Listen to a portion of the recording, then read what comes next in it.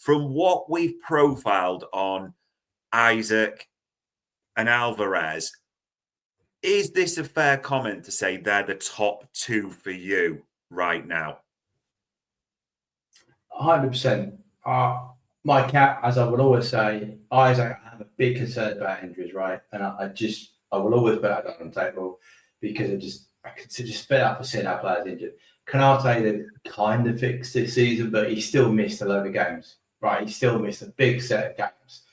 And there was pre-existing injury with Canate. So it is the single biggest predictor of future availability is pre-existing injury. You cannot get away from that, all right? So Jada, lad was injured and he only took so long to come back. Yes, some of it's now being picked, but you could have predicted it would take a while to get back because he's been injured that long, right? So for me not to say that would be bonkers, right? So, and on the flip side, that is also why I would go with Alvarez as my number one, because at the moment he's bomb-proof.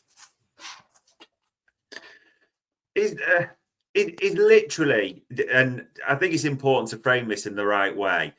Alvarez, as you say, bomb-proof, the injury record. The other thing that he ticks in the column is he has played a few positions like with City, and he can play a facilitator role, which Slot has talked about. We know there's more of a creative element. People will also say, well, doesn't it have the goals? But he got 19 at City playing second fiddle, and he's on 23 already in a defensive team. Like, let's just be clear on that. And if you look at his River Plate record, he banged a few in there in their short time. So there's that as well. Is all things being equal, and I know this is a bit of a loaded question, if Isak's record for injuries was the same as Alvarez, where would you go? Oh, that'd be a no-brainer for me. I really would. And I think it is that simple. Yeah, Isaac would make perfect sense. He'd probably cost a lot more money than he's currently been quoted for, though. Yeah. But I think if he didn't have the injuries that have come on, I probably would. I'd be like, he's scoring the goals. He's got Premier League experience, like Alvarez, but he's done it for 2.5 seasons now. He was great against us. That's a bit as I said, but no, 100%. If he didn't have the injury record, he would certainly be a lot higher up on that list for me. The only other thing I would say, and this is slightly deviating off past, is that I think this impacted on who signs. I really do believe that. I think these are two different. I can't see. Maybe I'm being wrong, but I don't necessarily see a Mo, and I don't know. Just one of those might work better with Mo than the other. That's all I'm saying. So if you're going to get a 9 to play a 9, it would suggest to me that you're not going to ask your right winger to be the main source of goals anymore. You might ask a right winger just to be creative a bit more, maybe. Whereas if you're going to bring Alvarez, you're probably going to largely still rely on your right winger to be creative and scoring goals, and the two can link up and then link up with whoever you're playing on the left. So there seems to be two games being played here. But to answer your original thing, if I didn't have the injury record, for sure, I'll be a lot more keen on him. Yeah. Well, and that's fully understandable. Everyone could understand that argument. And a few people put in Gyökeres. What about him? I think John P says that we do always call out on this show. We only cover data on players that we know we've been linked with, or we've got information that has come to pass. And just as a little nugget for ourselves as well, because people sometimes doubt our info. Don't forget, we taught Isak and other players Sesko a long time ago before that came out as well. And as Bart says, Sam Maguire sources we know are absolutely impeccable on his record. So, that is a little feather in the cap there. I suppose, and I'm going to put you on the spot because people are firing the names. I know a few have asked me of this. If it isn't now Isak and Alvarez, because they have jumped the line. There's no two ways about it. That's shine beyond belief. We can't pretend. I think it's fair to say people are going to be a little disappointed if one of those doesn't come in. I get all that.